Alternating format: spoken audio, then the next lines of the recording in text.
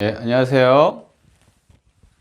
예, 오늘부터 이제 물건을 배우도록 하겠습니다. 물건은 우리 시험에서 제일 비중이 높은 파트죠. 14문제가 출제가 됩니다. 14문제 출제가 되고요. 물건인데 우리가 이제 그 물건이라고 하는 것은 물건에 대한 그 권리잖아요. 그래서 근데 우리 그 시험은 부동산 위주로 나오신다고 생각하면 돼요. 부동산이요. 그러니까 물건 중에서 부동산이랑 동산이 있는데 우리 시험 특징은 부동산에 대한 내용을 대상으로 합니다. 이걸 기본적으로 아시고요. 좀 물건은 사실 그 민법 총칙을 이제 다 배우셨는데 민법 총칙 내용 중에서 이 물건에 관한 내용도 많이 포함이 되어 있었기 때문에 그것을 기반으로 해가지고 한다면 그래도 좀 어렵지 않게 공부할 수 있을 거라 생각이 됩니다. 그럼 들어가 보겠습니다.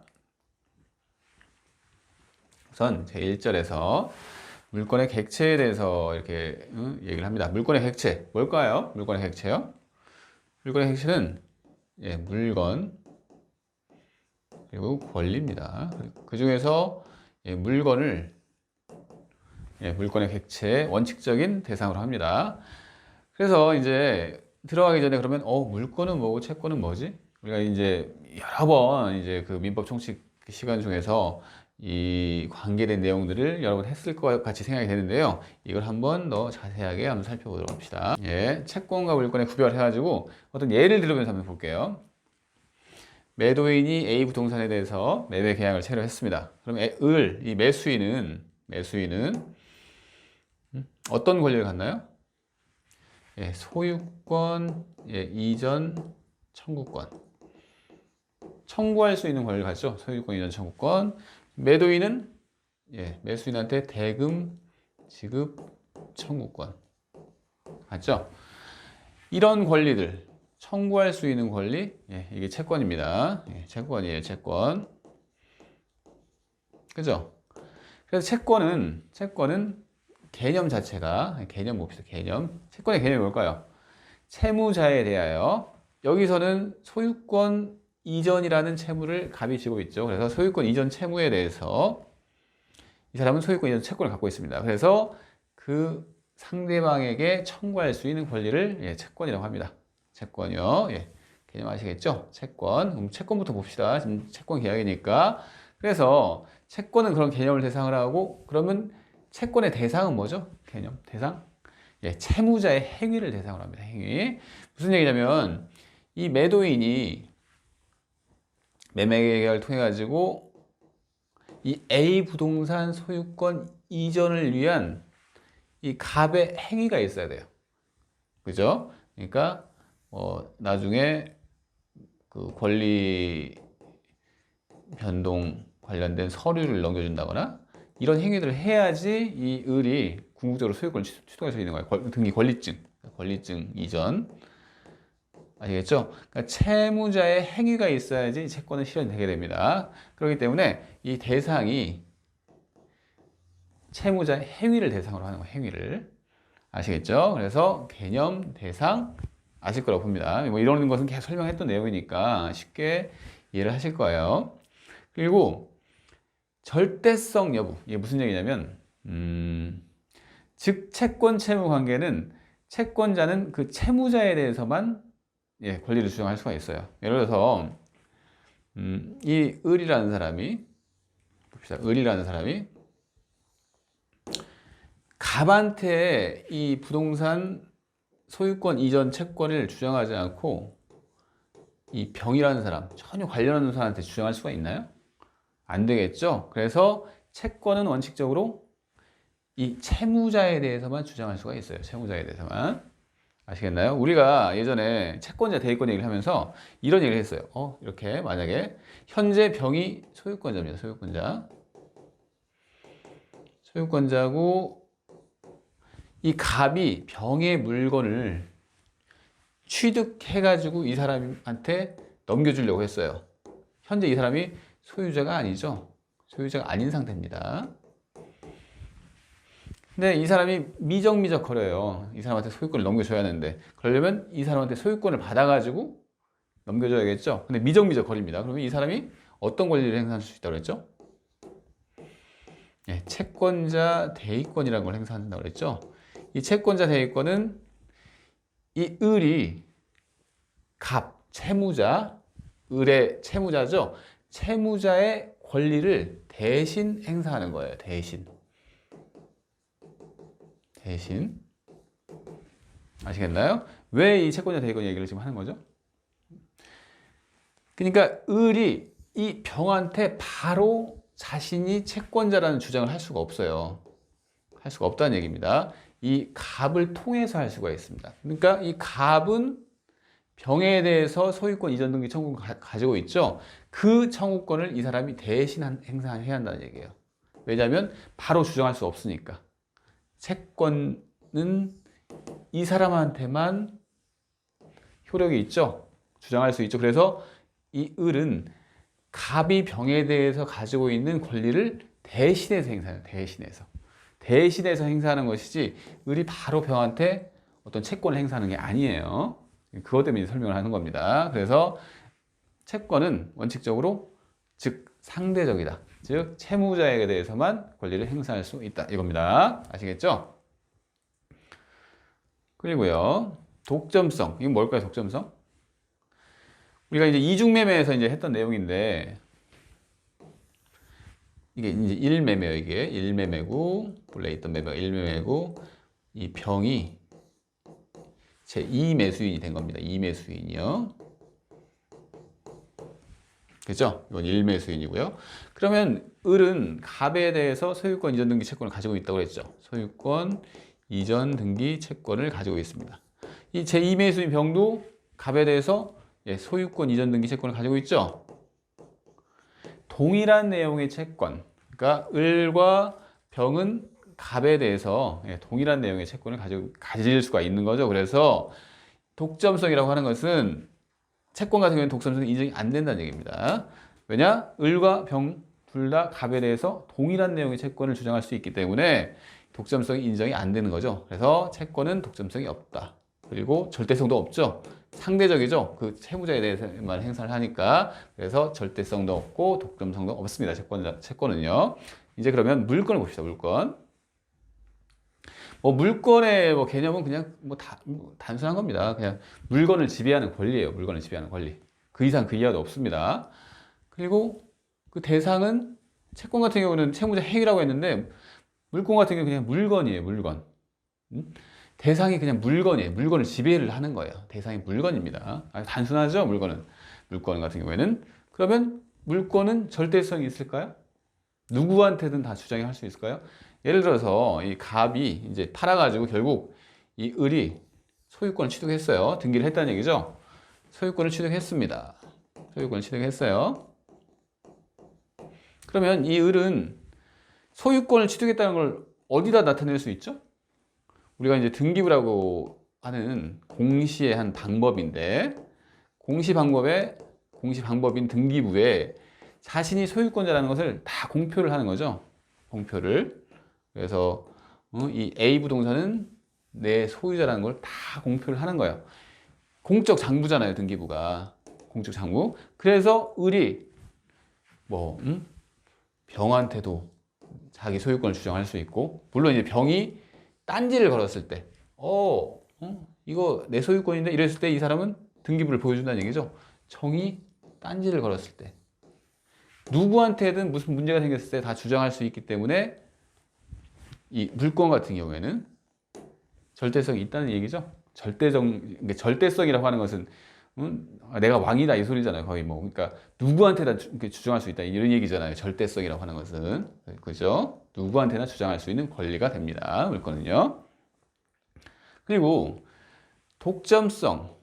아까 채권 같은 경우에는 동일한 내용의 채권이 성립할 수가 있다고 했는데 이 물건은 원칙적으로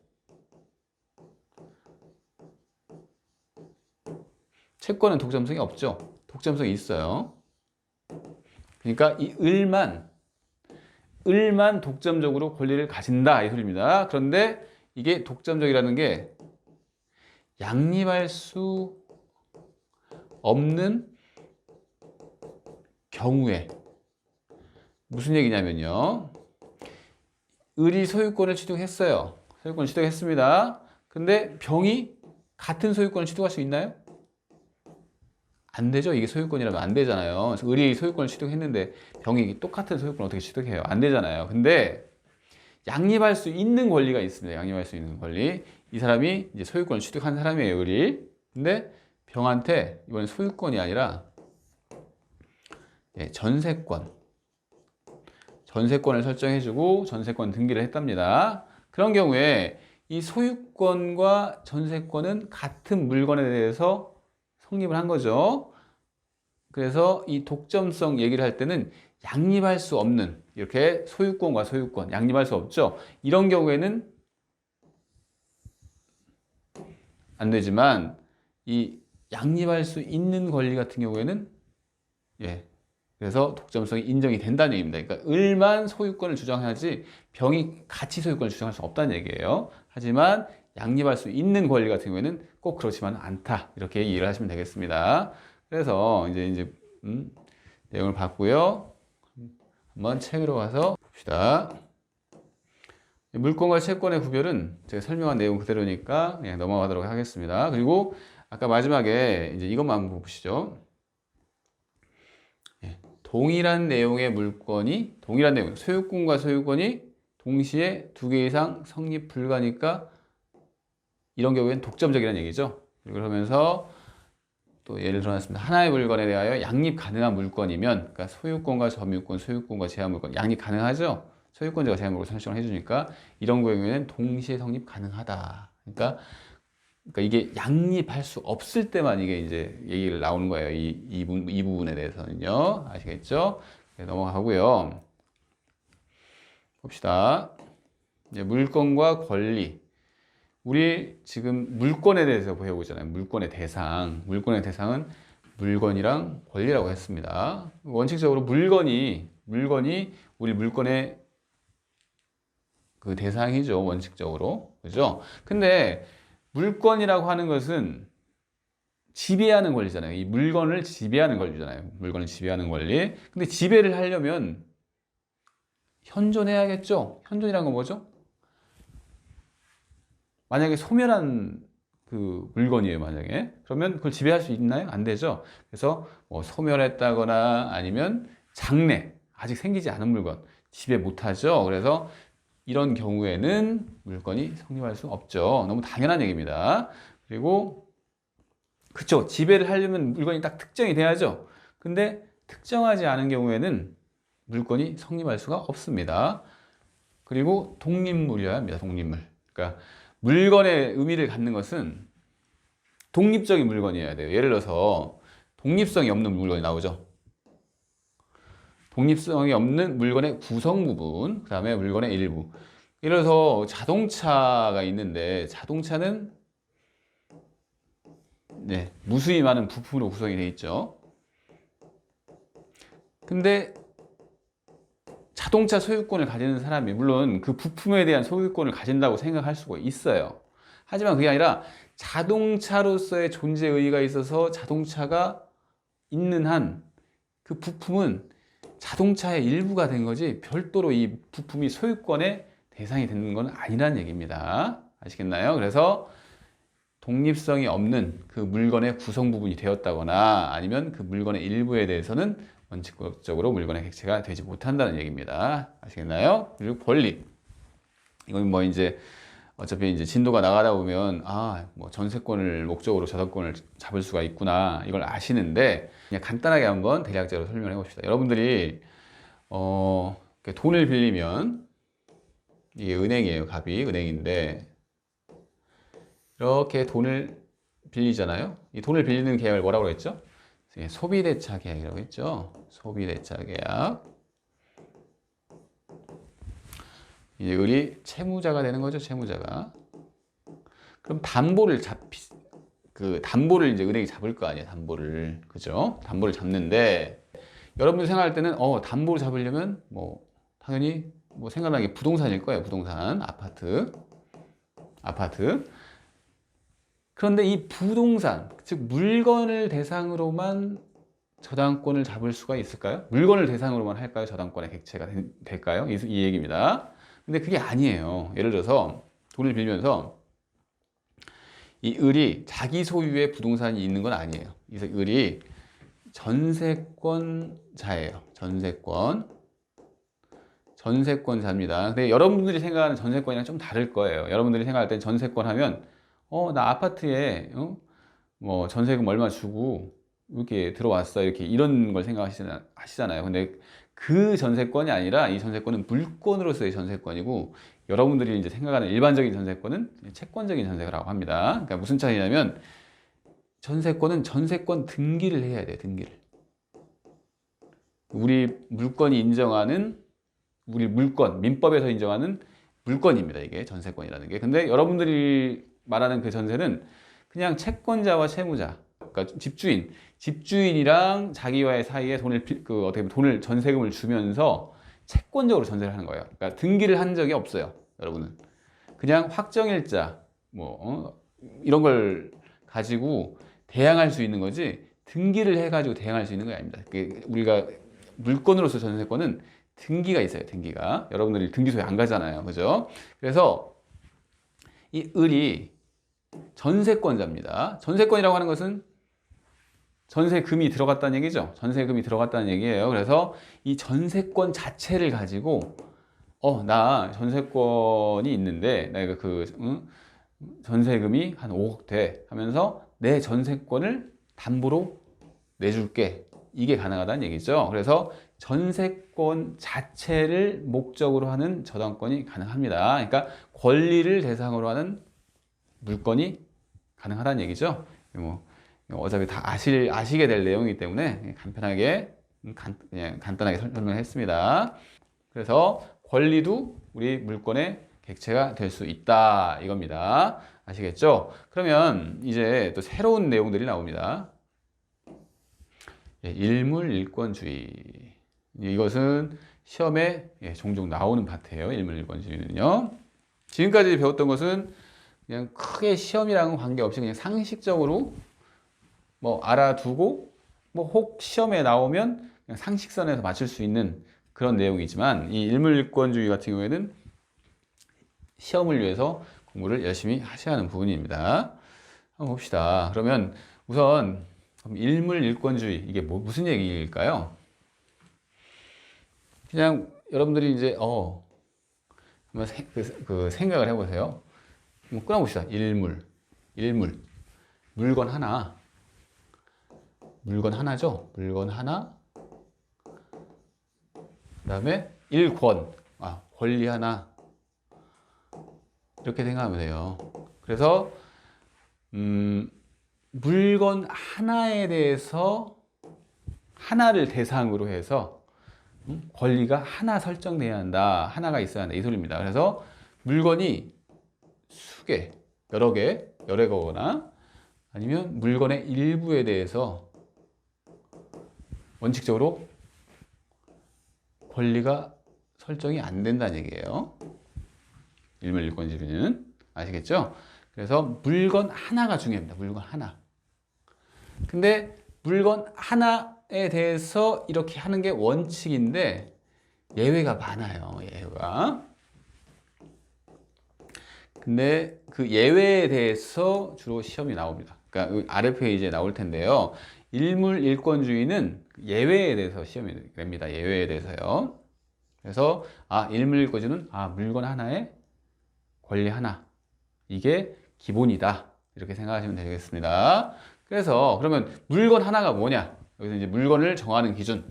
하나의 물건을 정하는 기준 나오죠. 그래서 그 정하는 기준은 사회 통념 내지 거래 관념에 따라 결정이 되어야 하고 우리가 이제 부동산 공부를 하잖아요. 부동산. 그러니까 토지, 건물 이런 걸 공부를 하잖아요. 그러면 토지에 대해서 물건 하나는 뭘까요? 토지. 이렇게 봅시다. 이게 토지가 있어요. 이렇게 네모난 토지가 있는데 토지가 있고 뭐 옆에도 토지가 있고 토지는 뭐 연속적인 거니까 막 옆에 다 토지가 있어요. 근데 우리는 이 토지를 한번 봅시다. 예? 이게 뭐 경계라고 하죠. 경계. 이 경계에 의해서 둘러진 토지의 단위예요, 단위. 토지의 단위는 1필이라고 합니다. 1필. 아시겠죠? 그러면 이 1필이라는 게 고정적일까요? 여러분 생각할 때 이게 1필이니까 100년이 지나도 뭐 10년이 지나도 이것은 계속 이 1필로 유지가 될 거야. 이렇게 생각하시나요? 그게 아니죠. 현재로서는 이게 이렇게 네모나게 생긴 게 토지 하나인데 현재.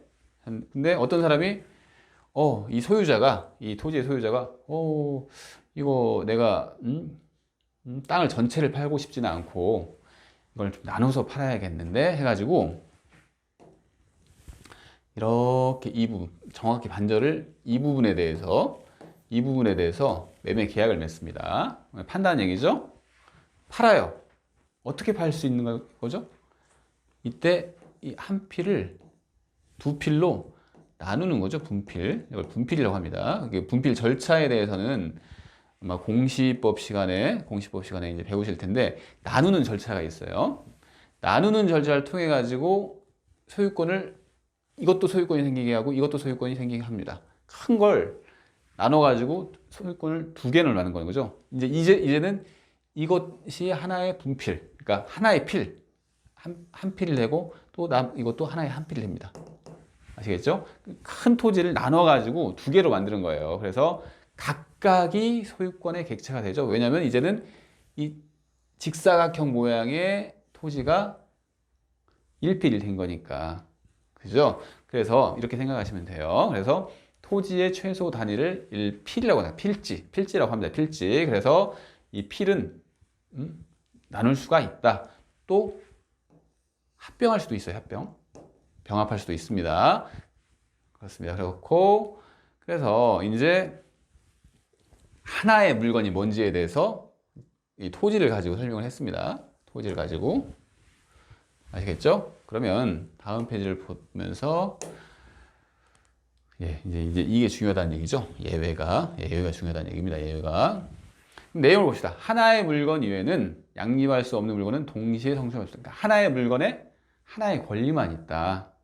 그러니까 이 펜 하나의 물건의 소유권자는 권리는 저만 있는 거죠. 저만. 그죠?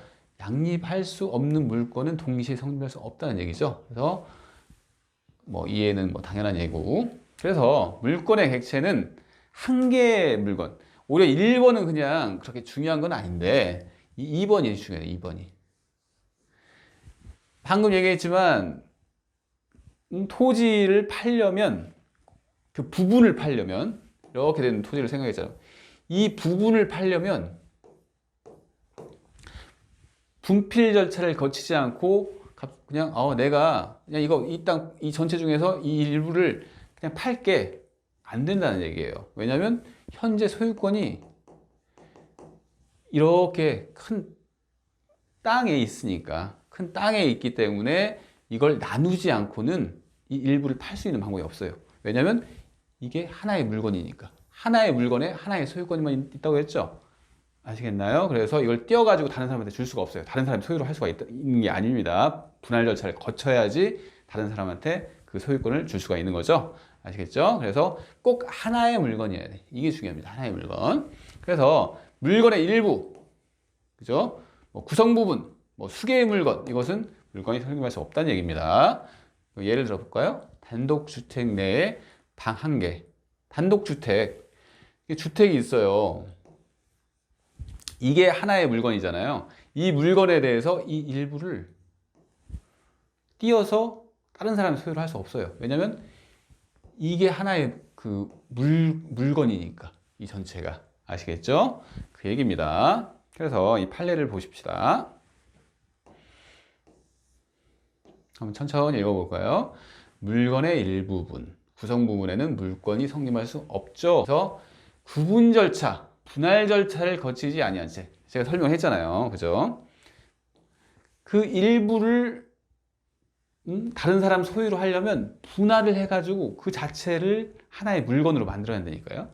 이 구분이라고 하는 것은 이것은 건물에 대해서 얘기를 하는 거고, 분할이라는 건 토지에 대해서 얘기를 하는 겁니다. 이 건물도 한 동이 단위인데 이 일부를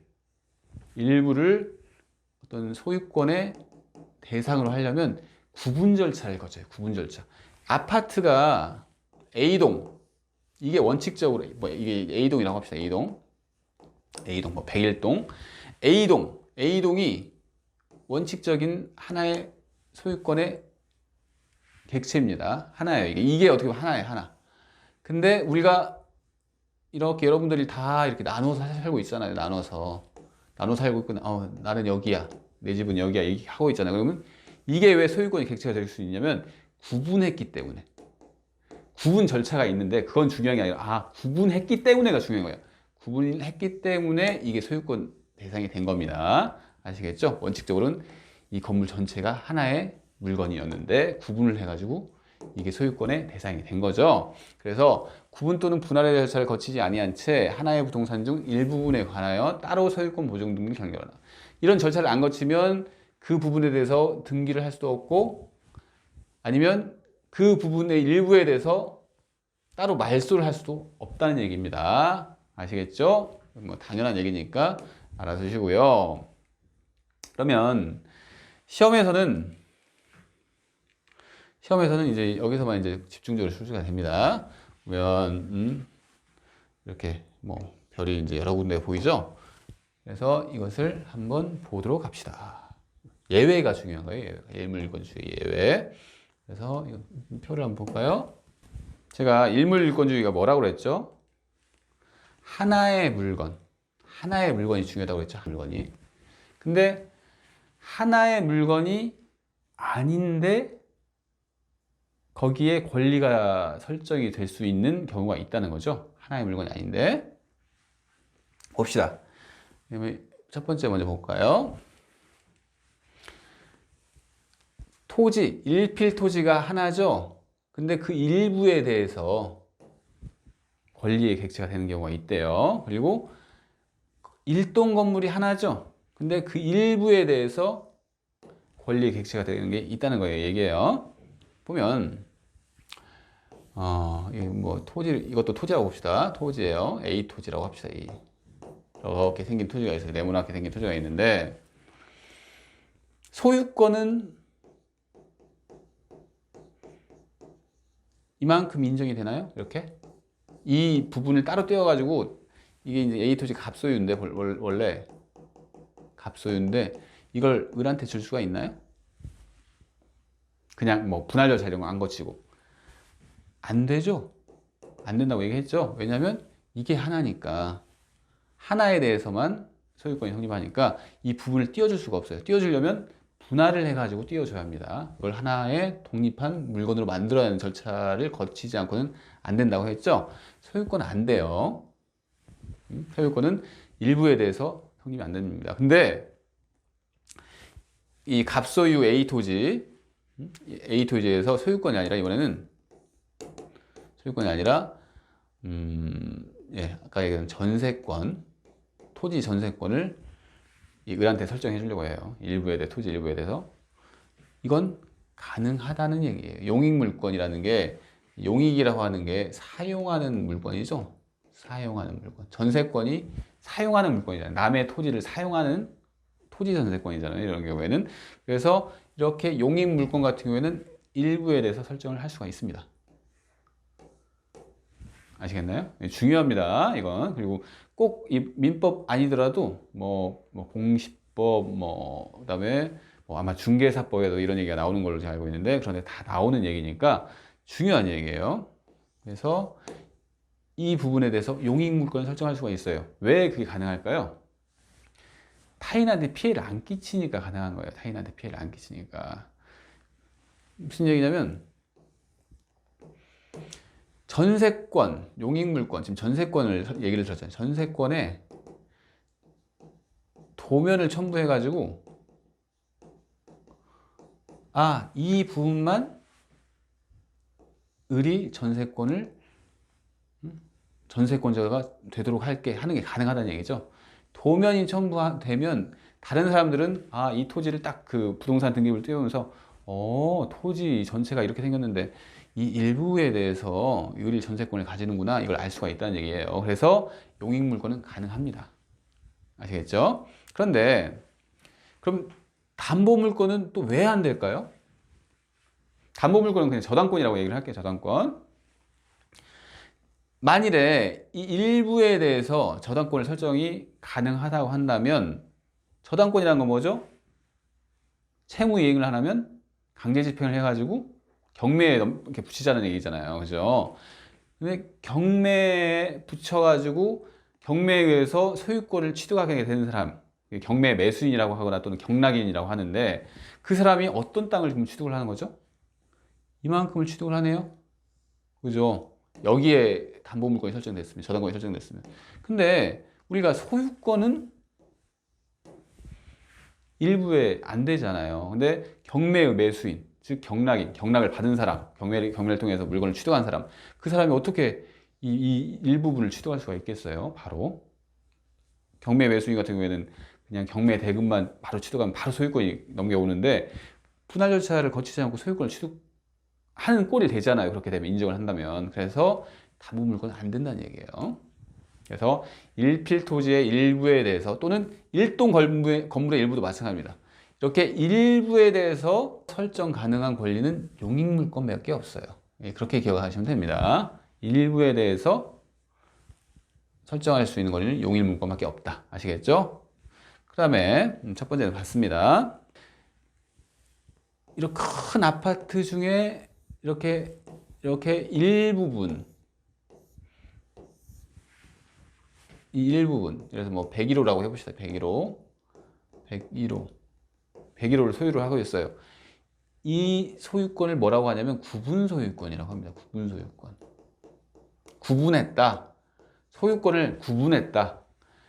건물, 이게 이제 101동이라고 합시다. 101동. 101동 전체 건물을 나누었다. 구분했다. 구분한 부분에 대해서 소유권을 가지고 있다. 아파트. 그걸 구분 소유권이라고 합니다. 그리고 이 부분을 전유 부분이라고 해요. 전유 부분. 뭐 이거 이제 나중에 또 나올 거니까 편하게 드십시오. 그래서 한 동의 건물을 나눠 가지고 내 그 각각의 소유로 막 10개 뭐 101호부터 115호까지 있다. 그러면 10개 나눴다. 그걸 구분 소유권이라고 한다. 이렇게 생각하시면 됩니다. 근데 이 구분 소유권이 왜 일물일권주의 예외일까요? 여러분들은 당연하게 아파트는 각각 101호부터 뭐 1510호까지 각각 다 소유권이 있지 이렇게 다 기본적으로 상식적으로 아시는 건데 이게 왜 일물일권주의일까요? 건물은 단위가 한 동이 단위예요. 한 동, 일동. 그래서 이 전체가 하나예요, 하나. 이게 하나예요, 이게 하나. 하나인데, 이 하나를 대상으로 소유권이 되는 게 아니라, 이 부분을 대상으로 지금 소유권이 성립을 했죠. 아시겠나요? 그래서, 하나의 일부에 대해서 권리를 인정을 했다. 그래서 구분 소유권이 인정이 되는데, 그래서 일몰일권주의 예외다. 하나의 일부분에 대해서 구분 소유권을 인정했으니까. 아시겠죠? 그래서, 이것도 예외로 인정을 합니다. 이것도 시험에 가끔씩 물어봐요. 그리고요, 이제 좀 판례를 이해를 해야 하는 부분이 나오는데 집합물이라는 게 있어요. 집합물. 아마 여러분들 책 바로 밑에 아마 그 판례가 나오는 걸로 알고 있는데 집합물. 그러면 집합물이라는 건 개념 먼저 잡아야 돼요. 집합물. 이것은 이렇게 생각하면 돼요. 볼까요? 이렇게 해서 이게 가두리 양식장이라고 합시다. 가두리 양식장. 가두리 양식장이 뭔지는 아시죠? 여기에 막 참치들이 한 1000마리가 있어요. 이 가두리 양식장 소유자는 상당히 부자죠. 부자입니다. 비싸요, 이게. 근데 이 가두리 양식장 전체는 집합물이죠. 참치 1000마리가 모여 있는 거예요. 이걸 집합물이라고 하는 거예요. 근데 이 가두리 양식장을 가지고 이 소유자가 돈을 빌리고 싶어 해요. 사업을 하는 사람이니까. 그래서 은행에 돈을 빌리러 갔어요. 이 소유자 갑이라고 해봅시다. 근데 뭐 참치를 뭐 예를 들어서 참치를 대상으로 담보를 설정할 수가 있나요? 참치 한 마리 뭐 이렇게 안 되잖아 이런 게. 예? 근데 이건 가능하죠. 이 전체를 대상으로 이걸 하나의 물건으로 보자는 얘기예요. 하나의 물건으로 이 전체를 대상으로 이 은행이 돈을 빌려주면서 1천만 원을 빌려주면서 이 전체를 대상으로 담보물이 한마디로 이 가두리 양식장이 되는 거예요. 집합물, 참치 1000마리가 모여있는 집합물을 대상으로 담보를 설정해서 이 돈을 빌린 거예요. 이게 가능하다는 얘기죠. 예? 가능해요. 돈사도 마찬가지입니다. 돈사라고 하는 것은 돼지우리죠, 돼지우리도 그런 판례가 있어요. 이걸 밑에 바로 보면 그 판례에서 인정을 하고 있습니다. 아시겠죠? 됐고요. 그러면 여기 또 이제 임목이라는 게 나오고 명의만복이라는 게 나와요. 이것도 이제 알고 넘어가셔야 하는데 이것은 한번 페이지를 달리해서 보겠습니다. 수목이라는 게 나무입니다. 나무를 수목이라고 해요. 우리 법에서는. 수목에 대한 법률 관계가 어떻게 되는지 한번 봅시다. 수목은 이걸 원칙을 잘 알면 훨씬 더 이걸 이해를 하실 수 있는데, 수목은 토지의 일부입니다. 예를 들어서 예를 들어 봅시다.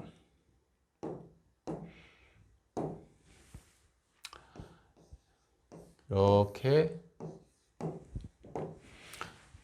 이 토지에 나무가 막 무수히 많이 있겠죠. 산림이에요, 산림. 토지 산림에 대해서 이 나무가 막 있어요. 이렇게 있는데 갑이 소유자인데 이 사람이 파는 관계에 팔았어요. 토지를 팔았는데 토지가 지금 그 매매의 목적물이죠. 그런 경우에 이 수목은 어떻게 되나요? 같이 넘긴 거예요, 같이. 이게 원칙이에요, 원칙. 같이 넘기는 원칙입니다. 원칙이 같이 넘어가요. 이 매수인은 토지와 이 수목을 같이 취득하는데, 왜 그러냐면 수목은 토지의 일부기 때문에 그런 거예요. 그냥 토지로 보는 거예요, 토지로. 토지랑 혼연일체했기 때문에 이 전체가 하나예요, 하나. 우리 하나라는 개념을 계속 하나예요, 하나. 그래서 그냥 넘어가는 거예요. 하나가 쫙 이렇게 넘어가는 거예요. 그런데 이게 원칙이라는 걸 이제 이해하시고, 꼭 이것만 있는 게 아니라 예외가 있는데 이제 임목이라는 게 나오고 명의만복이라는 게 나와요. 이게 왜 그러냐면 이렇게 또 다시 이렇게 있는데 예를 들어 봅시다. 이 나무가 고가예요, 고가. 금강송 해가지고 하나에 1천만 원짜리 나무가 빼곡히 있는 토지예요. 막 있어요, 토지는 별게 없는데, 토지는 아주 값싼 토지인데 이 나무가 비싸요. 그래서 이 토지는 거래하고 싶은 생각이 없어요. 토지는 갑과 을이 있는데, 갑은 이 토지의 소유자고, 이 나무까지 다 소유자예요. 이 갑이 소유자인데, 을은 나무만을 사고 싶어요. 나무만 관심이 있어요. 근데 이 토지까지 다 사야 하잖아요. 이 나무를 얻으려면, 그죠? 좀 불합리하잖아요. 난 나무만 관심 있는데. 그래서 우리가 어떤 제도를 두냐면, 꼭 고가라서 그런 게 아니라 이건 예를 든 거고, 어떤 특정한 수목에 대해서 수목이 임목이 되는 절차가 있는, 임목이라는 게 뭐냐면 이렇게 등기를 한 이 수목이라고 생각하시면 됩니다. 등기.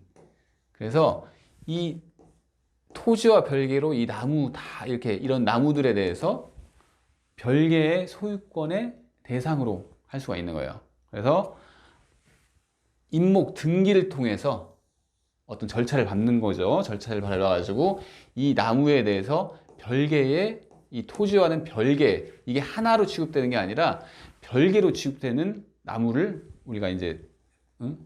임목이라고 하는 겁니다. 임목 등기를 통해서. 그렇게 되면 이 갑이 을과 거래할 때 이 임목에 대해서만 소유권을 취득할 수가 있어요. 을이. 아시겠나요? 또는 이 갑이 이 고가의 나무를 대상으로 은행에서 돈을 빌린 다음에 이 임목만 대상으로 임목을 저당권에 객체로 할 수 있습니다. 이런 제도가 있다는 거예요. 그래서 이게 일물일권주의 이유죠. 왜냐하면 토지와 수목은 원칙적으로 하나인데 그 중에서 일부인 이 임목을 어떤 거래의 객체, 소유권이나 저당권의 객체로 했으니까 이게 일물일권주의 예외라는 겁니다. 그런데 이 임목 절차는 좀 까다롭겠죠? 임목법이라고 있는데 임목에 관한 법률. 여기서 이제 어떤 절차가 있을 거 아니에요. 어떤 법률에 따라서 이렇게 만들어 놓은 건데 까다롭잖아요.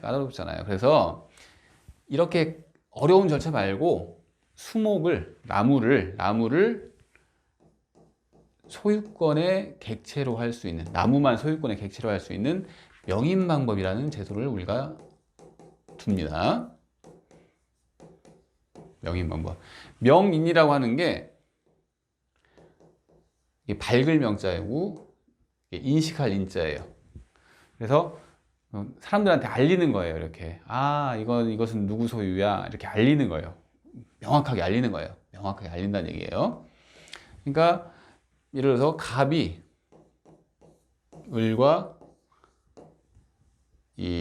갑이 이제 토지 소유자인데 토지에 막 나무들이 있어요. 똑같죠. 근데 을이 이 벌채할 목적으로 이 나무만 산 거예요. 샀어요. 나무만 샀어요. 이 토지에 있는 나무만. 근데 우리가 이상하다? 이상하다 하면서 뭘 이상하다고 했냐면 이상하다. 이 전체가 하나인데 어떻게 이렇게 나무만 샀지? 어떤 제도가 있기 때문에 그런 거예요. 무슨 얘기냐면 이 나무를 명인 방법을 통해서 을의 소유라는 걸 밝혀주는 거예요. 명인. 그래서 어떻게 밝혀주냐? 뭐 이런 거 있을 거예요. 어떻게 보면 뭐 팻말을 보죠. 팻말을 이 나무 이렇게 막 나무가 있는 이 숲 주변에 여러 개를 해가지고 이것은 을의 소유야. 갑의 소유가 아니란 얘기죠. 이 토지 소유자의 소유자가 아니라 이 나무는 내 소유하는 것을 막 팻말 같은 걸 여러 군데 만들어 가지고 그 숲에 꽂아놔요. 뭐 곳곳에 꽂아놓으면서 소유권자가 을이라는 걸 밝혀요. 이게 가능하다는 얘기입니다. 산에 가시면 간혹 볼 수가 있는 거예요. 이거 뭐 아니면 줄을 막 테두리를 쳐가지고 여기서부터 여기까지는 어떤 금줄 같은 걸 쳐가지고 여기서부터 여기까지는 내 소유야 이런 것을 밝히는 거예요. 왜냐하면 토지 소유권과 이런 수목의 소유권의 분리를 위해서 하는 거죠. 그래서 이 명인방법이라는 것은 소유권만을 또 대상을 해요. 이게 이제 차이인데 방금 전에 얘기했던 임목법은 절차가 좀 까다로우니까 이 저당권의 객체로 할 수가 있어요. 저당권. 임목 자체를 가지고 저당권의 객체를 할 수 있다고 그러죠. 근데 이 명인 방법은 자기가 소유권자가 누구인 것만 밝히는 거예요. 이걸 뭐 저당권을 설정할 수 있는 수단으로 사용할 수는 없습니다. 그래서 이 소유권을 따로 밝히는 절차다. 이게 명인 방법입니다. 그래서 다시 보면 수목은 원칙적으로 토지와 하나죠. 하나인데 예외적으로 임목법 절차에 따라서 임목 등기가 된다거나 임목 등기가 되면 소유권과 저당권의 객체가 된다. 임목만. 그리고 이 명인 방법. 어떤 팻말을 여러 군데 붙여놨다. 이렇게 숲에. 그런 경우에는 그 수목에 대해서만 토지 소유권과 분리해서 다른 사람의 소유를 할 수 있다. 이 경우에는 소유권만 인정이 된다. 소유권의 객체만 된다. 이것은 저당권이 됐다고 이 얘기입니다. 이제 기본적인 내용을 보셨고요. 그러면 책으로 다시 가보도록 하겠습니다.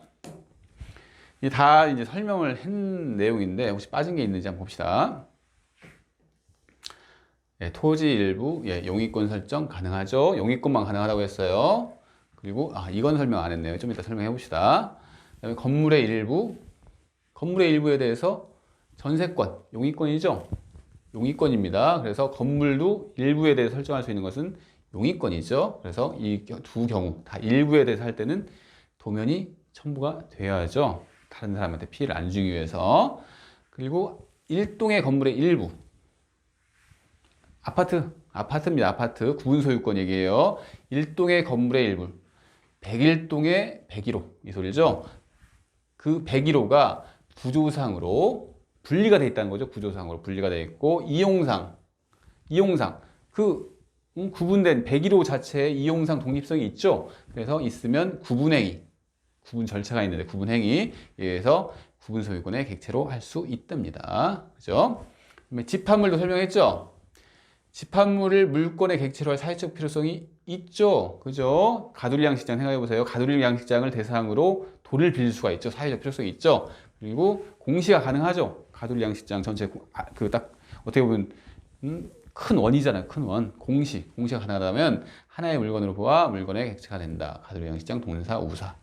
그다음에 임목법, 명인 방법 해가지고 설명을 했고요. 이것만 설명 안 했네요. 점유취득시효 이것도 한번 볼까요? 여러분들이 이제 그 점유취득시효도 이제 우리 물권에서 시험 범위인데 선행학습 하신다고 생각하시면 됩니다. 이런 얘기를 들어보셨을지는 모르겠는데 남의 땅에 남의 토지에 어떤 사람이 그냥 자기 땅인 줄 알고 오랫동안 살았어요. 그런 경우에 그 점유자가 궁극적으로 소유권을 취득한다 이런 얘기 들어보신 적이 있나요? 그게 점유취득시효입니다. 무슨 얘기냐면 타인 토지인데 원칙대로 타인 토지에 20년간 점유를 해요. 20년간. 근데 점유의 모습이 자기 땅이라고 생각했어요. 소유의 의사를 가지고 그러니까 자기가 이걸 소유하겠다는 의사를 가지고 평온공연하게 그러니까 막 이거에 대해서 막 다툼이 있지 않고 그냥 쭉 꾸준히 그냥 아무 이런 어떤 분란 없이 쭉 살았어요. 평온공연하게 20년 동안 점유를 하면 본래 소유자가 갑이 소유자였는데 을이 이런 요건을 갖춘 사람입니다. 그러면 갑에 대해서 소유권 이전 등기를 청구할 수 있는 권리가 생깁니다. 그죠? 그래서 나중에 소유권을 넘겨받으면 소유권자가 되는 거죠. 이게 이제 점유취득시효인데 지금 설명하는 건 무슨 얘기냐면 어떤 사람이 이렇게 이제 큰 토지, 이 갑의 토지인데 갑소유 토지인데 근데 한 이만큼 부분을 점유를 했어요. 점유를 을이 20년 소유의 의사 평온 공연하게 점유를 했습니다. 근데 우리가 뭐 이런 생각을 할 수 있겠죠. 이상하다. 이 토지 전체가 1필 단위니까 이 전체에 대해서 점유를 해야지 취득시효가 인정되는 거 아니야? 그래야지 소유권을 넘겨받을 수 있는 거 아니야? 이렇게 생각할 수 있잖아요. 그죠? 그게 아니라는 얘기죠. 불가능한 일이죠. 어떻게 보면. 이 을은 어떻게 보면 좀 뭐 착각을 해서 이게 자기 소유라고 생각을 했을 수도 있고 근데 이 1필 전체 딱 이 분해에 대해서 정확하게 점유를 해야지 점유취득시효가 인정된다고 하면 점유취득시효가 되는 경우가 있을까요? 없을 거예요, 그건. 그래서 이 1필의 일부에 대한 점유죠. 일부에 대한 점유. 우리 일부에 대해 점유하고 있습니다. 일부에 대한 점유가 있을 때 일부에 대한 점유를 바탕으로 점유취득시효가 인정된다는 게 판례의 입장입니다. 이제 여기까지만 이제 설명을 할게요. 어차피 나오는 거니까요. 그래서 지금 점유취득시효의 대상도 1필의 일부 토지에 대해서 대상이 된다. 그래서 일물일권주에 대한 예외다. 이렇게 설명을 할 수가 있겠습니다. 그래서 일물일권주의 예외 다 봤고요. 아주 중요합니다. 그리고 이제 판례를 볼까요? 이제 판례는 이게 이제 집합물에 대한 판례인데 집합물 가두리 양식장에 대해서 양도담보 설정 계약 체결도 가능하며 담보면 담보지 뭐 양도담보냐 이렇게 할 텐데 이것은 나중에 배울 겁니다. 그냥 담보라고 생각하세요. 담보라고 지금 상태에서 그래서 이 가두리 양식장에 대해서 담보 계약 설정이 가능하구나 담보 설정이 가능하구나 이렇게 생각하시면 됩니다. 그리고 그 목적 동산이 가두리 양식장이죠. 가두리 양식장이 다른 물건이랑 구별될 수 있겠죠. 뭐 종류에 따라서 아니면 장소에 따라서 아니면 수량 지정 등 이런 방법에 따라서 이게 구분될 수 있으면 구별될 수 있으면 특정되어 있다는 소리죠. 그 전부를 하나의 재산권으로 봐서 즉 가두리 양식장을 하나의 물건으로 봐서 집합물인데 물건으로 봐서 담보권 설정이 가능하다 이 얘기입니다. 그래서 가로 2번 보면 근데 이제 집합물을 구성하는 개개의 물건 뭐죠? 참치죠. 참치가 제일 처음에 1000마리 있다고 계속 1000마리 있는 건 아니에요. 뭐 이렇게 주문이 들어오면 막 택배로 막 서울로 보내고 막 부산으로 보내고 이렇게 하잖아요. 그래서 개개의 물건이 변동이 되죠. 또 뭐 새로운 치어를 거기다 집어넣기도 하고 그래서 뭐 변형되더라도 그냥 한 개의 물건으로 인정이 되는 거예요. 계속 가두리 양식장 변할 때마다 뭐 새로운 어떤 계약을 하는 게 아니라 그냥 인정이 되는 겁니다. 그래서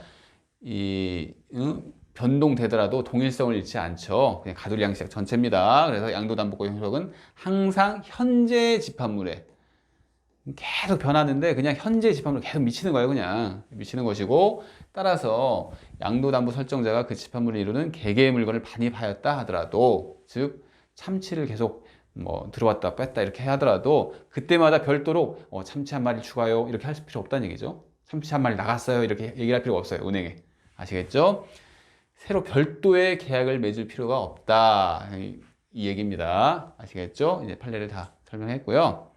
그러면 물권 법정주의에 대해 봅시다. 이 물권 법정주의는 제가 이제 강행규정, 임의규정 얘기를 하면서 민법 총칙 시간에 설명했던 건데 그죠? 물권 법정 기억나시나요? 대표 중인 강행규정이다. 그죠? 왜 그러죠? 이래서 소유권자가 어떤 소유물을 소유하고 있는데 처분권이 없는 소유권을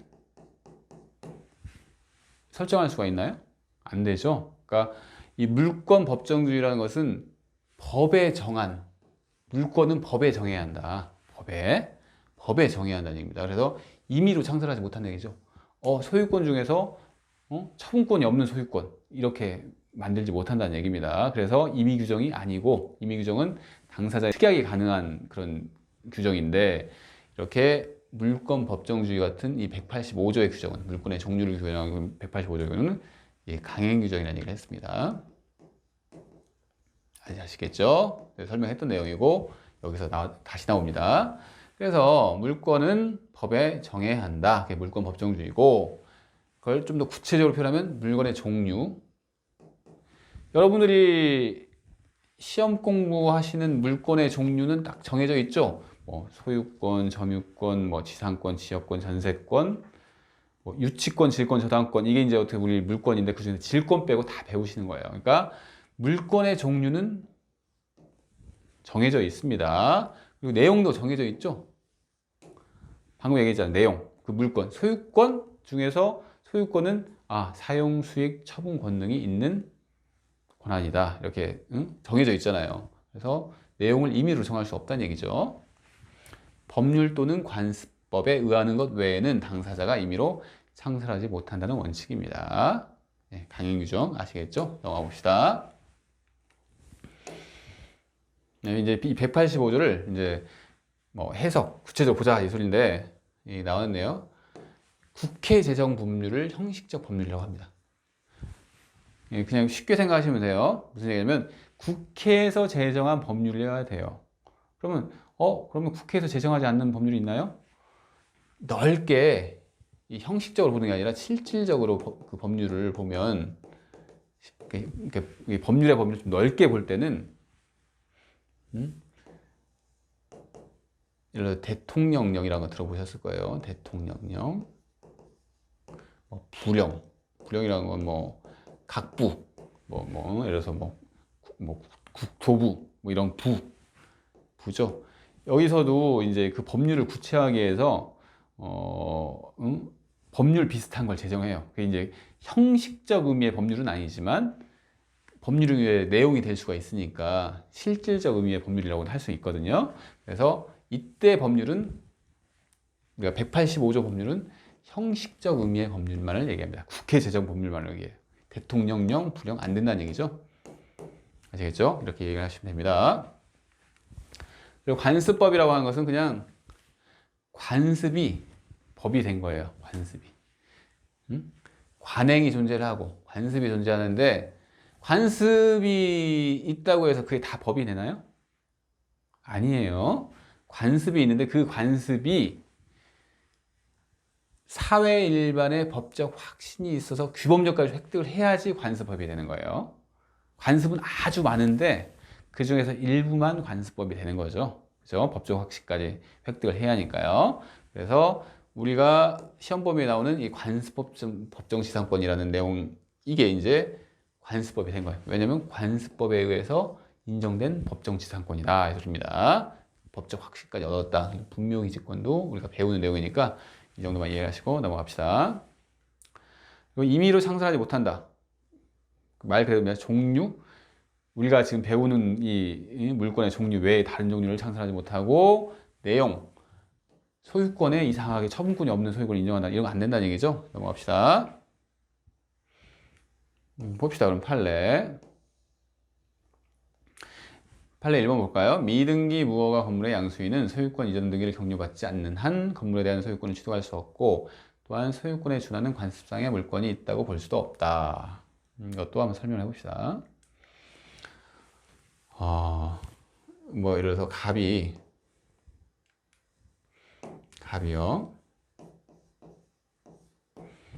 건물을 이렇게 지었어요. 건물을 지었는데, 건물을 지으면 이 갑은 이 건물을 지었다. 신축을 했다. 예, 원시취득을 하죠. 원시취득 들어봤죠? 건물에 대해서 원시취득을 한 겁니다. 소유권자가 된 거예요. 근데 이 지은 건물을 을한테 팔려고 해요. 매매를 하려고 하면 원칙적으로 어떻게 해야 하냐면 이 건물에 대해서 처음 하는 등기, 갑이 이걸 보존 등기라고 합니다. 처음 하는 등기. 내가 건물을 지었어. 그러니까 이 건물이 등기부에 올려야겠지 해가지고 처음 하는 등기를 보존 등기라고 해요. 보존 등기를 해야 돼요. 그리고 이전을 하는 것은, 우리한테 이전할 때는 보존 등기를 한 다음에 이전할 수가 있는 거예요. 이거 없이 바로 이렇게 등기를 한다. 이것은 어떻게 보면 중간 생략 등기라고 합니다. 을이 이제 보존 등기를 하는 꼴이 되는 거죠. 이 사람이 본래는 이렇게 가렸다. 그러니까 우리가 이렇게 중간 생략 등기 가렸잖아요. 그래서 나는 숨고 이 사람을 보존 등기를 해야지. 이제 중간 생략 등기의 일종인데 그게. 근데 원칙적인 지금 얘기를 하는 거죠. 일반적으로 이 사람이 등기를 하고 그 등기를 한 걸 넘겨줘야죠. 이 사람한테 이전 등기를 해야죠. 이걸 이전 등기라고 하는 거죠. 보존 등기가 아니라 이건 이전 등기입니다. 이렇게 이제 소유권이 이전이 되는데 이게 일반적인 모습인데요. 그게 아니고 이 갑이라는 사람이 그냥 건물만 지었는데 등기를 안 했어요. 그리고 을한테 등기를 안 했으니까 등기를 넘겨줄 수가 없죠. 물건을 팔았는데 그냥 네가 점유해 해가지고 점유를 이전을 해줬어요. 네 소유권을 해 이렇게 둘끼리 약속을 했어요. 점유를 이전을 했습니다. 그래서 현재 을이 점유자인데, 그러니까 이 사람은 돈을 줬어요. 매매대금 줬습니다. 돈은. 이런 상황이에요. 이런 상황. 그래서 이 을이 등기를 안 했죠. 등기 없잖아요. 그래서 이 사람을 등기를 안 한 매수인이라고 하는 거예요. 미등기 매수인. 을이 미등기 매수인이에요. 등기를 안 한 매수인이다. 돈은 지급했어요. 이런 경우에 을이 과연 어떤 지위를 가지는가. 그래서 이 을은 나는 돈까지 갑한테 다 줬는데 내가 소유권자 아니야? 이렇게 얘기를 한번 해볼 수도 있을 테고 하는데 우리 법에서는 이렇게 얘기를 한 거예요. 등기를 안 했으면 등기 없는 소유자는 없어. 너는 소유자가 아니야. 소유권자 아니야. 이렇게 얘기를 하면서 이 을이 그랬어요. 그래? 내 소유권자 아닌가 보다 하면서 어떤 얘기를 하면 그러면 소유권에 준하는 그런 물건 소유권 내가 좀 소유권자랑 비슷하잖아 이런 얘기를 한 거예요. 소유권에 준하는 그런 권리자 아니야? 했는데 우리 법원에는 뭐라고 했냐면 이 미등기 매수인처럼 이런 지위에 있는 사람은 소유권에 준하는 물건이라는 것은 없기 때문에 물권자가 되지 못한다는 얘기를 한 거예요. 미등기 매수인은 잘 아셔야 돼요. 종종 이런 미등기 매수인이라는 얘기가 나와요. 그러니까 잘 아셔야 합니다. 그래서 미등기 무허가 건물의 양수인은 등기 없이 건물을 취득했다는 얘기죠. 미등기 무허가 건물의 양수인은 소유권 이전 등기를 경륜받지 않는 한 건물에 대한 소유권을 취득할 수 없고, 알겠죠? 없다는 얘기죠. 없고 또 소유권에 준하는 관습상의 물건이 있다고 볼 수 없답니다. 관습상으로도 인정되는 물건이라는 게 아니라는 거예요. 미등기 매수인의 그 지위는. 아시겠죠? 그런 물건이 있다고 볼 수 없답니다. 그리고 2번 봅시다. 이거는 기출이 된 내용인데 쉬운 얘기예요. 갑이 토지 소유자 을을 상대로 공중의 통행에 무상으로 제공하는 토지임을 이유로 을이 이제 토지 소유자인데 그 토지의 그 상태가 공중의 통행에 무상으로 제공하는 토지래요. 그래서 그것을 이유로 갑이 배타적 사용 수익권의 부존재 확인을 구했대요. 너 배타적인 사용 수익권이 없는 소유권자야 이렇게 부존재 확인을 구한 거예요. 사용 수익권이 없다는 그 확인을 구한 거잖아요. 그런데 그 법원에서 어떻게 했냐면 소유권의 핵심적 권능에 속하는 배타적인 사용 수익 권능이 소유자에게 존재하지 않는다고 하는 것은 이게 무슨 얘기죠? 소유권의 내용을 다르게 지금 정한 거죠. 배타적 사용 수익권이 없는 소유권이 있어 이렇게.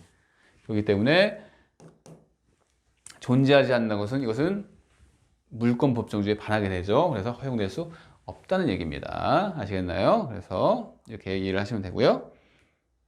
좀 더 볼까요? 그래서 이제 물건을 우리가 이제 이 이후에 계속 이제 물건을 배우는데 이건 가볍게 봅시다. 민법에 의해 인정되는 물건은 쭉 이런 게 있다. 우리 시험법이구나 하면서 그 중에서 이 질권만 우리 시험법이 아니구나 이렇게 생각하면 돼요. 그리고 관습법상 물권. 우리가 관습법에서도 그 물권이 인정이 된다고 그랬잖아요. 근데 이것도 다 배워요. 분묘기질권. 이런 게 있구나 하면 됩니다. 그런데 시험에 종종 나오는 것은 이게 나오죠. 관습법상 물권이 아닌 경우. 이게 이제 시험에 나오는데 이것은 그냥 단순하게 외우시면 되는 겁니다. 그러니까 이렇게 외우시면 돼요. 우리 분묘기지권 시험 배웠지? 우리 공부한 적 있어. 관습법상 법정생사권 우리 공부를 아주 많이 했지? 나머지는 다 관습상으로서 인정되는 물건이 없어요. 없어. 이거 외에는 없다는 얘기예요. 그래서 빨리 볼까요? 관습상의 통행권을 주장해서 어떤 사람이. 근데 법원에서 뭐라고 하냐면 성문법이라는 것은 그냥 그 문서화된 법률. 관습법이 반대예요. 관습법이 반대.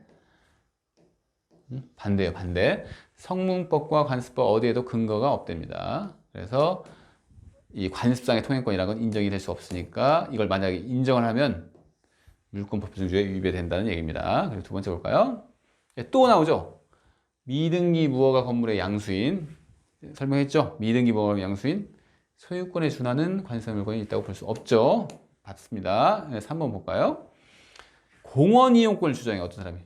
나는 이 공원 옆에 살기 때문에 나한테 공원 이용권이라는 물건이 있어 이렇게 주장했는데 법원에서 무슨 말 같지도 않은 소리 하냐 이렇게 한 거예요. 공원은 그냥 누구나 다 사용할 수 있는 거다. 그래서 공원 이용권이라는 배타적인 권리를 취득하여도 할 수 없다.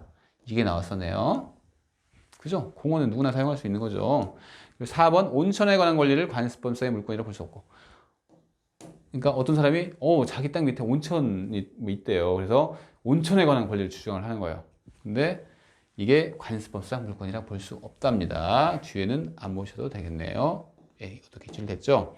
그리고 다른 법률에 의한 물권, 그죠? 가담법, 이것도 우리 시험 범위에 들어갑니다. 가담법. 그러니까 가등기 담보법, 법이죠, 법. 이것도 국회 제정 법률이죠. 그러니까 국회에서 제정한 형식적 의미의 법률.